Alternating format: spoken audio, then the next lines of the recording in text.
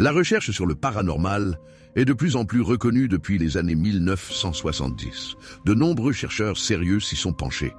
Mais il y a eu aussi beaucoup de charlatans qui ont fabriqué des preuves afin de s'établir une notoriété ou vendre des produits ou des livres, et ces gens-là ont fait beaucoup de mal à la recherche. De nombreux groupes qui passent dans des émissions télévisées ne recherchent que le spectacle et le divertissement. Cela ne les dérange aucunement de fabriquer des preuves, et cela donne une très mauvaise réputation aux personnes sérieuses qui œuvrent dans ce domaine. Les précurseurs de cette approche mensongère du paranormal sont peut-être Ed et Lorraine Warren et Zak Bagans de Ghost Adventures.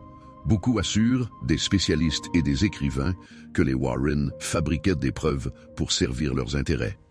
Ils ont découvert de fausses déclarations dans leurs affirmations et les Warren n'ont jamais voulu débattre sur ce sujet. Quand la vérité devient une affaire d'argent, elle dissimule souvent des mensonges. Alors les Warren, héros ou imposteurs? Le couple Warren est devenu célèbre en Europe grâce au film Conjuring. Mais leur histoire est-elle vraiment celle que l'on nous raconte? Leur affaire la plus célèbre, celle d'Amityville, est aujourd'hui largement contestée. Les Lutz, au bord de la banqueroute, auraient inventé toute l'histoire pour renflouer leur compte. Malgré les preuves que la maison n'était pas hantée, les Warren ont continué à affirmer le contraire. Le film The Conjuring a connu un immense succès, mais il ne reflète pas la réalité. La famille Perron, au centre de ce film, a vu son histoire largement exagérée. Les Warren ont souvent été accusés de fabriquer des preuves pour servir leurs intérêts. L'affaire de la poupée Annabelle est un autre exemple de leur manipulation. Sans aucune preuve tangible, cette histoire a servi les intérêts de la Warner Bros. Et des Warren. La famille Snedeker, au centre du film A Haunting in Connecticut, a vu son histoire largement inventée. Les Warren ont fait appel à un romancier pour façonner le récit des Snedeker. Les enquêtes ont révélé des problèmes de drogue et d'alcool au sein de la famille Snedeker. Et alors il y a The Conjuring 2 est basé sur l'affaire Enfield. L'affaire Enfield débute en août 1977 à Enfield, une banlieue populaire de Londres, chez la famille Hodgson, persécutée par un démon. Cette affaire est racontée dans le livre The Demonologist, The Extraordinary Career de Gerald Brittel. Cette affaire concernait principalement Janet Hodgson, âgée de 11 ans, qui subissait des attaques démoniaques et qui était persécutée par un poltergeist particulièrement virulent. L'esprit faisait voler des objets dans une pièce, frappait l'enfant, cognait dans les murs et faisait léviter l'enfant au-dessus de son lit. Cette histoire a fait sensation dans les médias. Et bien sûr, le film a remporté un grand succès lors de sa sortie au cinéma.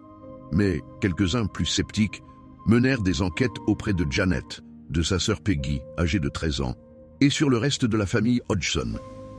Ces enquêtes très sérieuses ont eu du mal à s'imposer. Voici leur conclusion. Les filles étaient des farceuses. Elles aimaient faire des farces, et surtout, elles aimaient que l'on s'intéresse à elles. Joe Nickell, journaliste pour Skeptical Inquirer, a réalisé son enquête et ses conclusions, publiées en juillet et août 2012, font référence à de nombreuses sources qui révèlent que la plupart des événements paranormaux dans la maison Hodgson se sont produits alors que personne ne regardait ni Janet ni Peggy. Un enregistrement audio d'une commode qui tombe sur le sol, retrouvé par le journaliste, semble révéler des bruits de pas s'avançant vers la commode juste avant sa chute. Joe Nickell révèle aussi que les cas où le poltergeist semblait converser avec Janet se produisaient principalement lorsque Janet ou Peggy étaient derrière une porte fermée. Et il a été admis que Janet pratiquait la ventriloquie. Il existe une photographie que l'on voit dans le film et que je vous montre dans cet article qui montre Janet en lévitation. Or cette photographie, si on l'examine de plus près, ne représente rien d'autre qu'une jeune fille qui saute de son lit.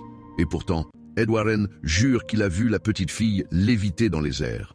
Le problème, c'est qu'il est seul à affirmer une telle chose. En 2015, Janet Hodgson, âgée de 45 ans, a admis comme une confession avoir simulé avec sa sœur certains phénomènes, environ 2%, a-t-elle ajouté. Cette révélation pose un gros doute sur l'enquête des Warren. Il est possible que Janet et Peggy aient rencontré un être surnaturel et que cette rencontre ait réveillé leur imagination au point de fabriquer d'autres interactions avec cet être et de se persuader qu'il était présent et qu'il s'attaquait à elle. Et plus elles simulaient, plus elles attiraient l'attention sur elles. Il ne faut pas oublier que la famille Hodgson était très pauvre, que la mère célibataire était débordée. Peut-être que les enfants avaient besoin d'attirer l'attention de leur mère, ou peut-être avaient-ils simplement besoin de s'évader de leur triste univers. En tout cas, Joe Nickell est persuadé que toute cette histoire a été montée de toutes pièces. Il est aussi persuadé d'une autre chose. Ed Warren n'a probablement pas vu Janet léviter. Et s'il a menti sur ce point, il aurait très bien pu mentir sur d'autres points de l'enquête.